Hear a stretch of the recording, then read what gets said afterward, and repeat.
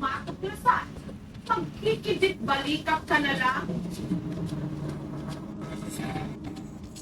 Si Ray, pinipilit daw, magbingi-bingihan sa madalas na kung anong naririnig niyang umilikha ng mga misteryosong ingay sa bubungan ng kanilang sa Patisay School. Bakit may naghabol lang din sa bubungan, minsan doon sa kwarto. Mga kasi, nag-aaral sila, kapag sila dyan. Nataka ako, daga ka ito. Ngunit wala kang lakas loob si Ray na alamin kung ano ito. Ako tinarod na ako lang ito, basta bigla rin, nakmain dyan. Lang ang mga hindi may paliwanag na kalupos, unti-unting nagtalina. So ang mga helper niyang sina Ricky at Lama, may discover nung inaayos nila ang nakasit sa kanya.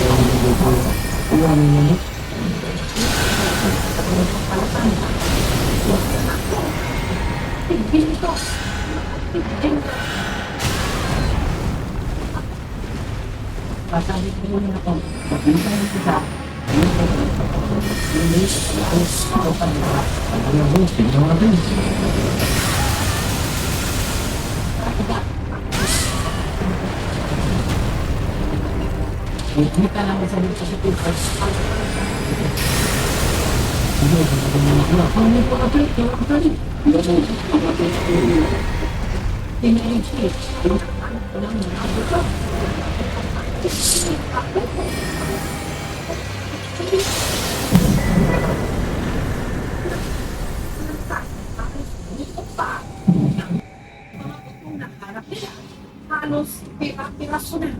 Yung day sa bulo niya, kaya talaga. Yung detail, wala namang amoy, dahil na dahil kasi siya. Sa ikalawang kalansay, lumakas ngayon ang hinala nila na baka labi na ng mga signal. Ang nasa nila sa kitang Ay, pero sa halip